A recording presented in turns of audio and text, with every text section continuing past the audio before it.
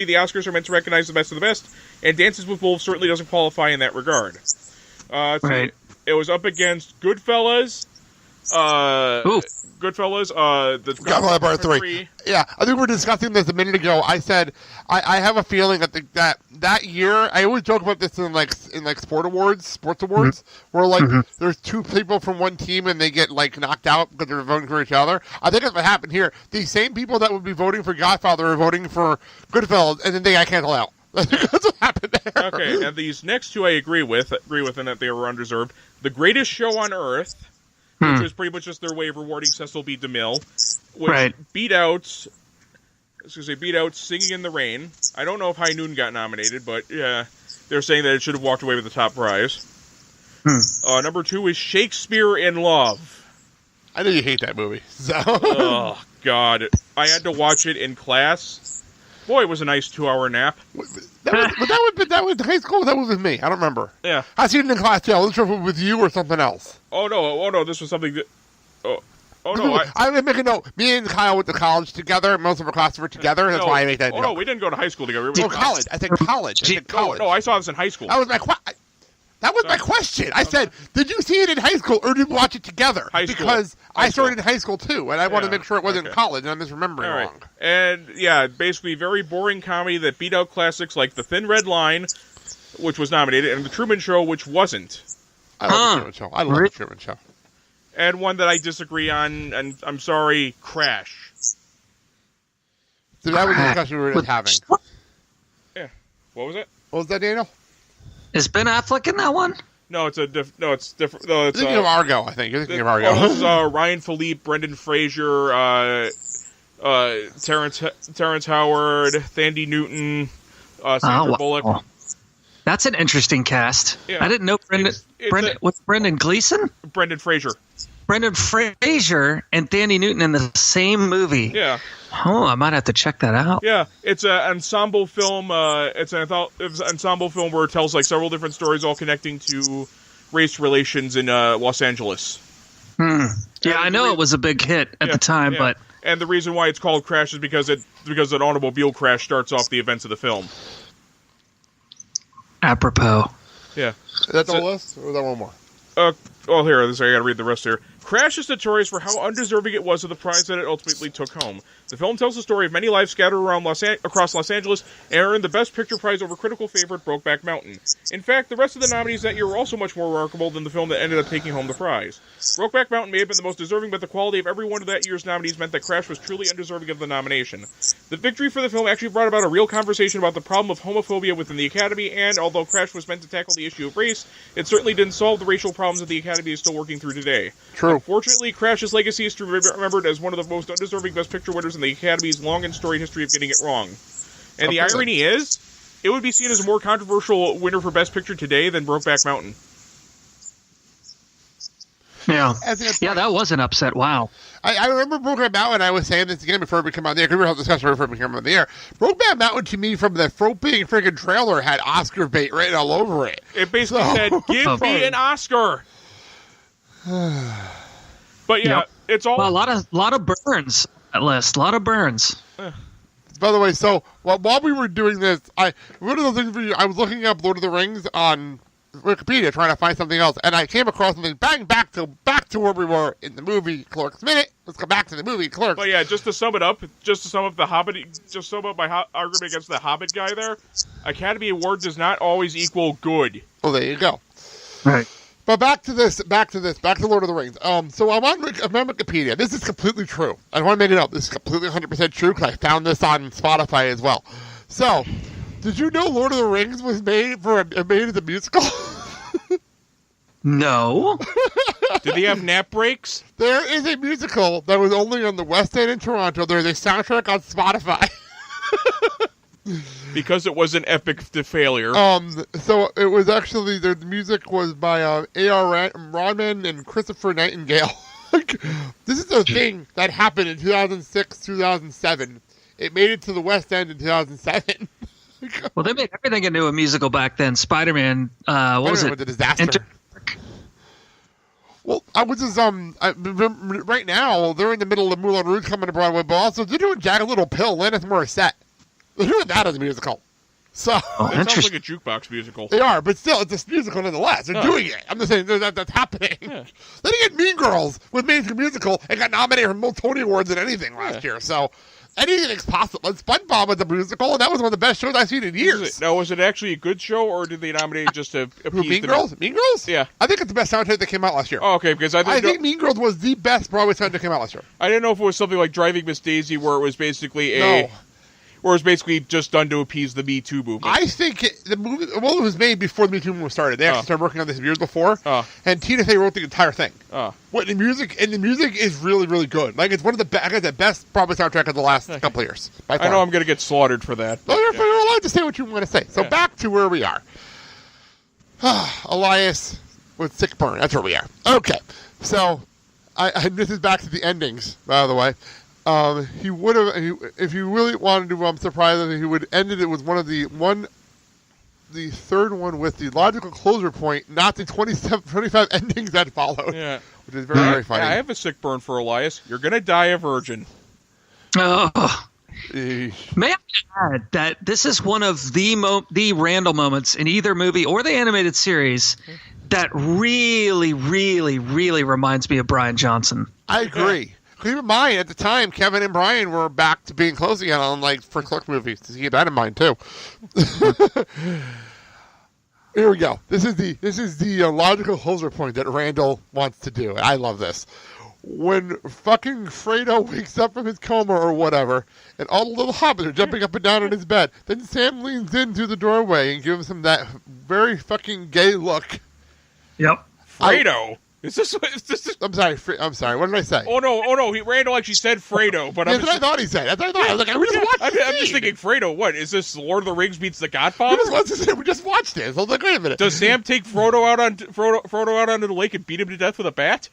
I thought he was saying Frito, which is either way. Either way is funny. Yeah. But so Elias, by the way, I love Elias. Elias is so funny. His reaction was not the rings, Randal. Say what you want about Jesus, but leave the rings out of this. What the fuck? That's such a great line. What the fuck, Elias? Come on. I'd like to make a note that when I was doing the notes for this, I was jumping around the movie for other scenes, and boy, there's a lot of Jesus talk later in the movie that's really like, wow. What the fuck? I'm sorry, Jesus. Fap. We'll get to that later. Man, should be working more. That's all I gotta say. That look was so gay, I thought Sam was good at that. I thought I never had to read this. It's amazing to me. Tell the little hobbit to take a walk so he can saunter over to Fredo. What the fuck his name is at this point? Yeah. Frodo. Actually, it's Frodo in this one. By the way, I want to know, I copied and pasted the lines from the IMDb, so if they're wrong, it's not my fault. Frodo. And suck his fucking cock. Now that would have been an Academy Award worthy ending. Hey, it would have replaced Brokeback Mountain. Go. You know, it's funny because... well, we can get into a deeper discussion at a later point, but I had sort of the same thought when I first saw this film. Well, I mean, Return of the King. I said, this is a little too romantic, I feel. Yeah. Too light and airy. That's true. That's very funny. Brokeback Shire. Damn the hell. We keep doing it out loud. I'm going to have to keep figuring out what the title of this episode's going to be. But you know what's funny? Sometimes you put the title on and then I forget what the title means, and I'm like, oh yeah, that's what that's for. I completely forgot why I needed that. Allow me to help you heal your wounds.